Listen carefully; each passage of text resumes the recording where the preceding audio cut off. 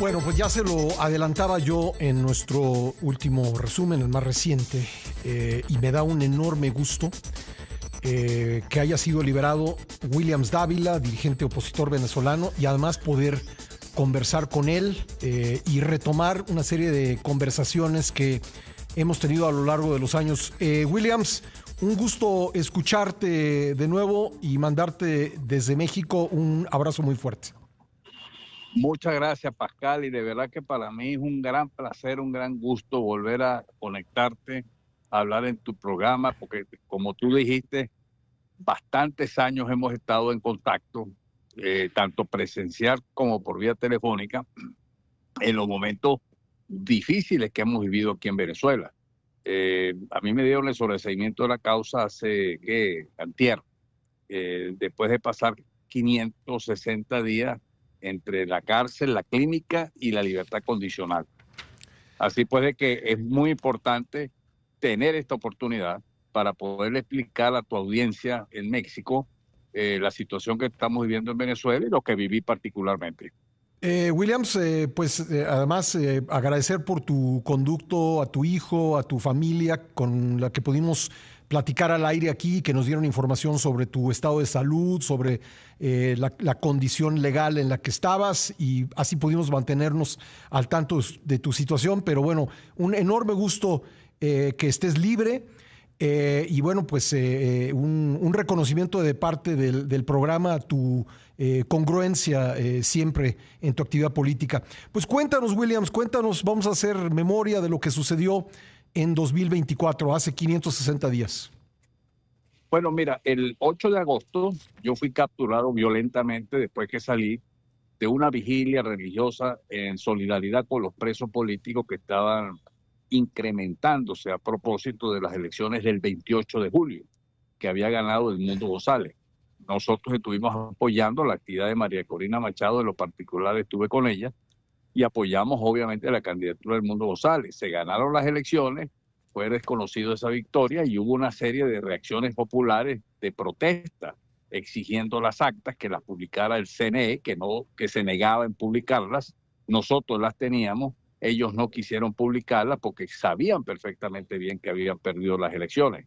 Eso trajo como consecuencia una ola de protestas y de detenciones abusivas. En mi caso, a eso de las 6 de la tarde de ese día 8 de agosto, cuando salí de la Plaza Los Palos Grandes, aquí en Caracas, me abordaron después de haber caminado una cuadra para agarrar mi vehículo, o más, 2 cuadras más o menos aproximadamente, o 5 cuadras, me dice aquí mi asistente, y para ir a buscar mi vehículo. Y bueno, me abordó de inmediato, me llegaron 2 camionetas full del SEBIN, armados, con pasamontañas, vestidos de negro, con armas largas.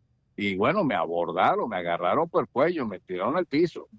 Yo ahí me di un golpe en la espinilla, el golpe en la cabeza, que ellos me agarraron y me tiraron así a la camioneta. Y bueno, de allí hasta el sitio del helicoide, me metieron en la mitad, y en la mitad de 2 funcionarios, uno de los cuales iba con pasamontaña, el otro no. El que iba con pasamontaña me iba a poner esposa, yo me negué. Le dije que para qué me iban a poner esposa si ya me llevaban ahí detenido, ¿no?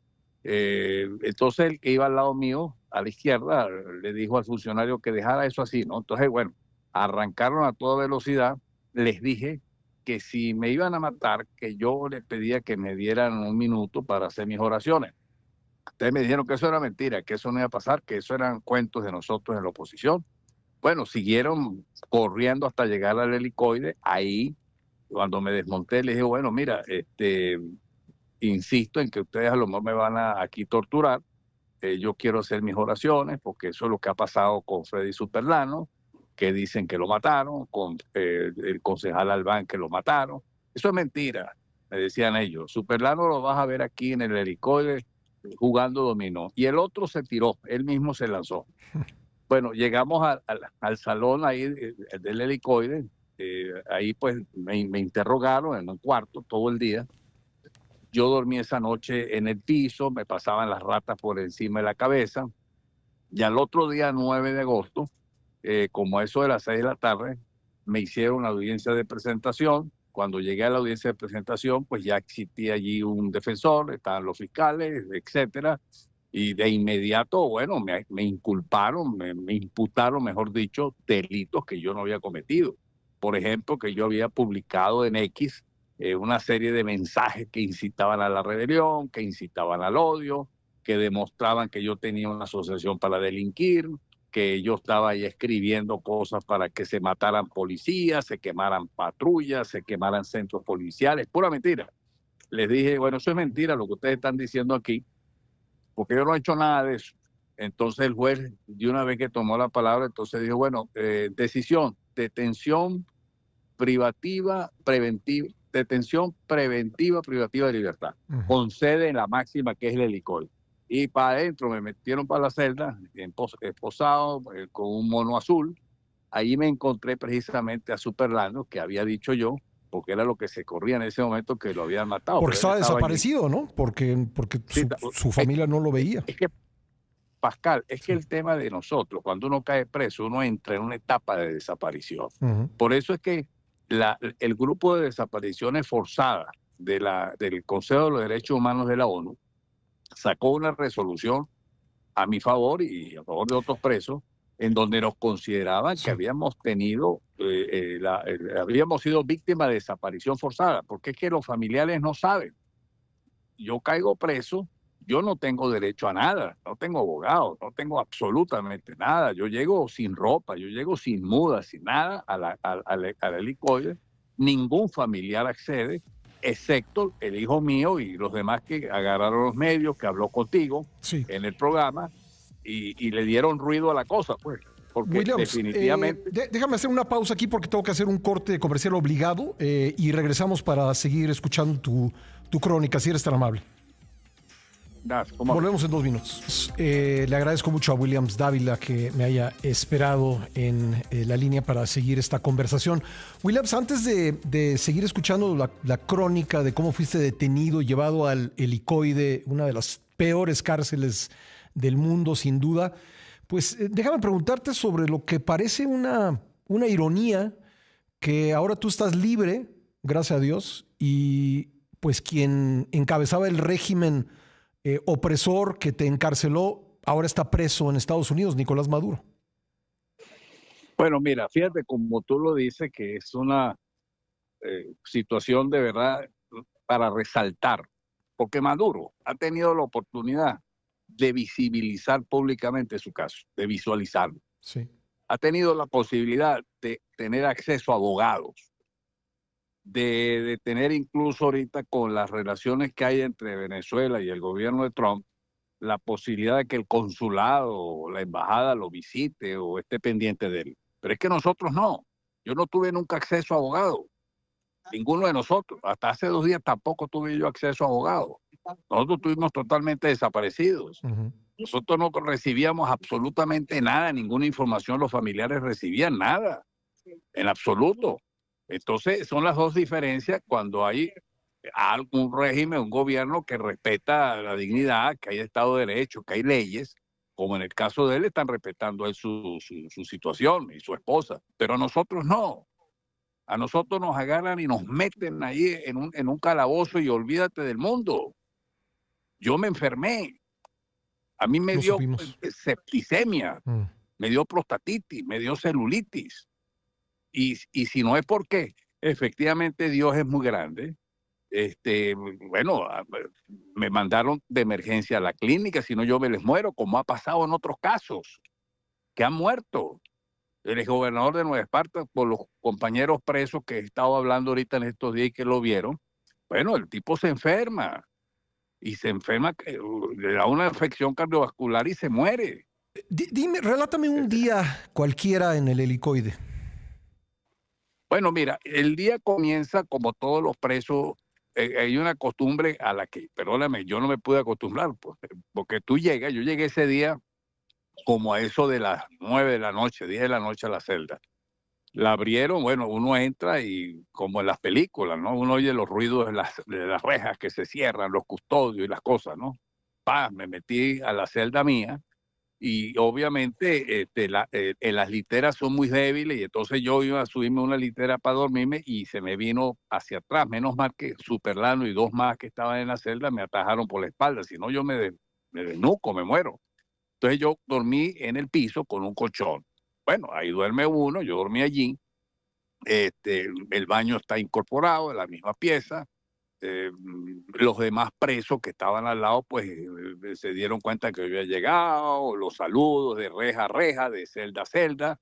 Al lado mío estaban los hermanos Guevara, que tienen 23 años presos y todavía la amnistía no les sale. Los acusan de un falso supuesto de asesinato de hace 23 años, están presos, al lado mío estaban. Bueno, ¿y cuál es el día?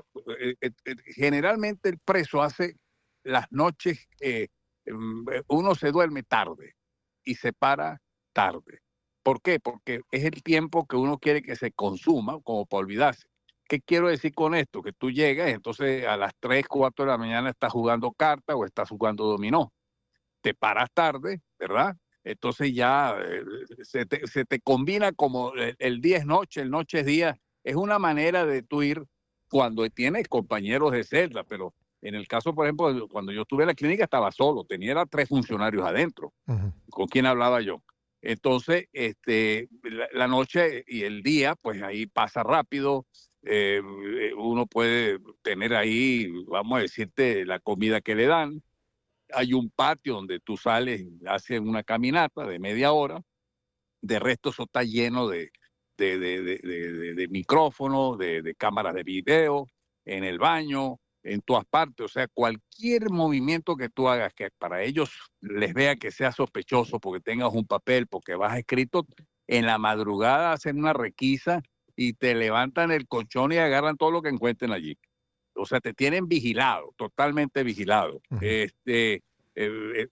Uno sale al patio media hora, camina ahí, y a la media hora que termina, para adentro, otra vez para la celda, quedarse allá adentro, para nada.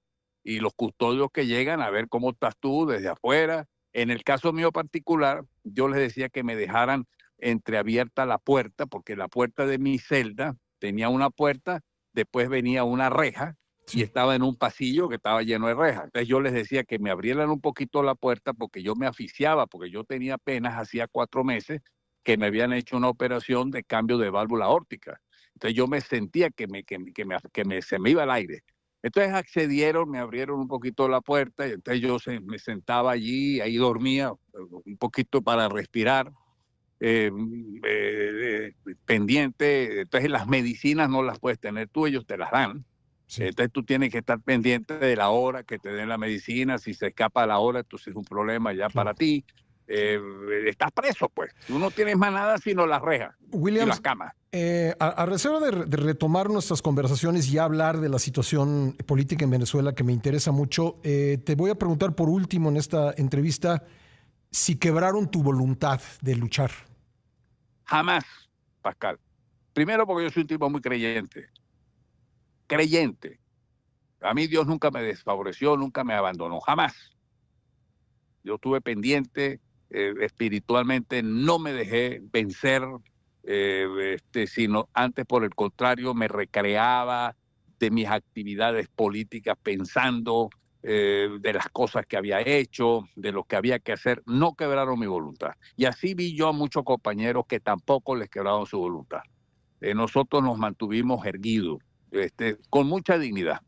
Eh, eh, Sobre todo porque ese es un centro muy tenebroso, ¿no? Ujú. Ahí ha habido muertos, Sí. hay gente que ha muerto ahí, ¿no? Entonces, claro, yo no lo vi, ¿no? Pero ha sucedido eso. Entonces, pero no quebraron mi voluntad, antes por el contrario. Ahora salgo con más fuerza, Pues Williams, porque tenemos que luchar. me da un enorme gusto escucharte y te pediría que un día de la próxima semana, cuando tú puedas, podamos hablar largo sobre la situación política, hablar sobre lo que sucedió el 3 de enero, hablar sobre el gobierno de Delcy Rodríguez, hablar de la relación con Estados Unidos, de la posibilidad de que haya una elección, se reponga la elección en Venezuela. En fin, hay muchos temas pendientes sobre los cuales me parece fundamental escuchar tu punto de vista y si aceptas mi invitación, la próxima semana platicamos largo al respecto. Por supuesto, es muy importante, muy pertinente, porque el tema venezolano es muy sui generis. Ninguna transición es igual. Y yo creo que estamos viviendo una situación muy sui generis que vale la pena que el público lo sepa y nos ayude en su pensamiento, en sus ideas, porque es un tema muy sui generis, de mucha incertidumbre a veces, pero tenemos fe en que vamos a lograr la democracia y la libertad en Venezuela. Pues Williams, te mando un abrazo muy fuerte y platicaremos la próxima semana sobre estos temas.